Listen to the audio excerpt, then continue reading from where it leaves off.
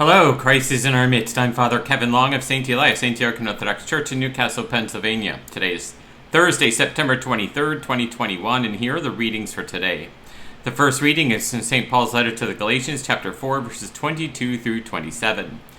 Brethren, Abraham had two sons, one by a slave and one by a free woman. But the son of the slave was born according to the flesh, the son of the free woman through promise. Now this is an allegory. These women are two covenants. One is from Mount Sinai, bearing children for slavery. She is Hagar.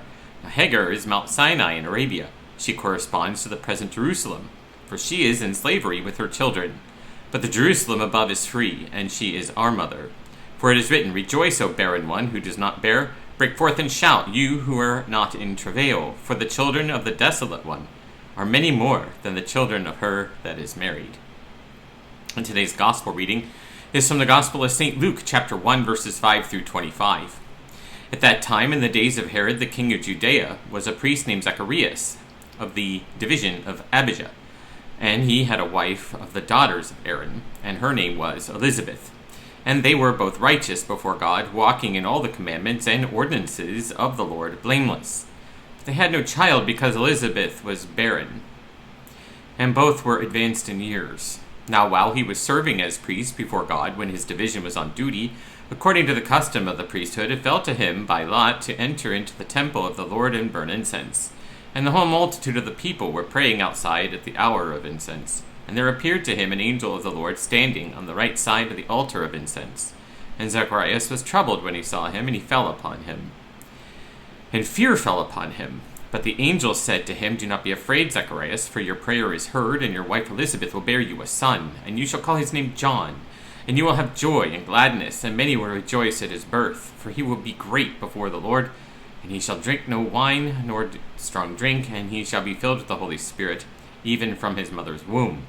And he will turn many of the sons of Israel to the Lord their God, and he will go before them in the spirit and power of Elias, to turn the hearts of the fathers to the children, and the disobedient to the wisdom of the just, to make ready for the Lord a people prepared. And Zechariah said to the angel, How shall I know this? For I am an old man, and my wife is advanced in years. And the angel answered him, I am Gabriel, who stands in the presence of God. And I was sent to speak to you and to bring you the good news. And behold, you will be silent and unable to speak until the day these things come to pass, because you did not believe my words, which will be fulfilled in their time. And the people were waiting for Zacharias, and they wondered at his delay in the temple. And when he came out, he could not speak to them. And they perceived that he had seen a vision in the temple, and he made signs to them and remained dumb. And when the time of his service had ended, he went to his home. And after these days, Elizabeth his wife conceived, and for 5 months she hid herself, saying, Thus the Lord has done to me in the days when he looked upon me, to take away my reproach among men.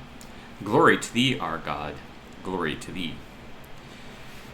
We continue our reading of The Way of the Ascetics by Peter Colliander. We are on chapter 23, and the title of this chapter is On Times of Darkness.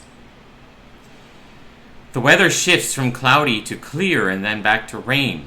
Thus it is with human nature. One must always expect clouds to hide the sun sometimes. Even the saints have had their dark hours, days and weeks.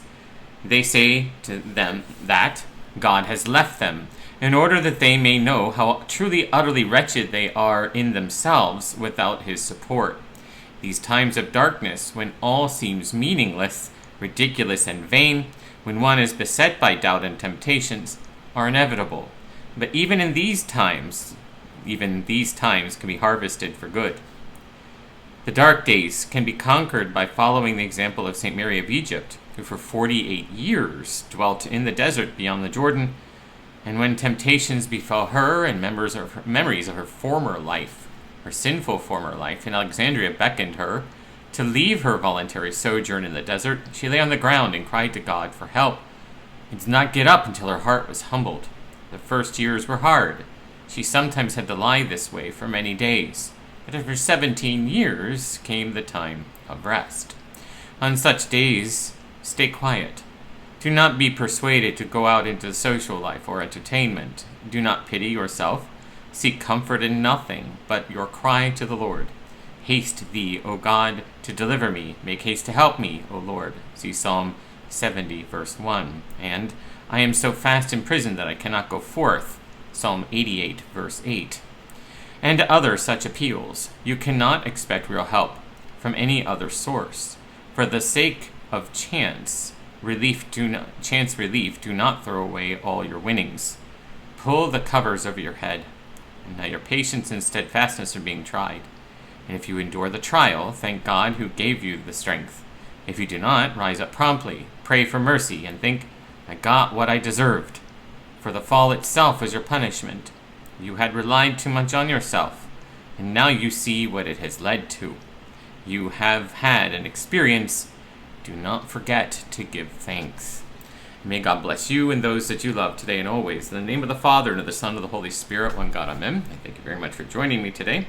Pray you have a great day, and God willing, we'll see you tomorrow.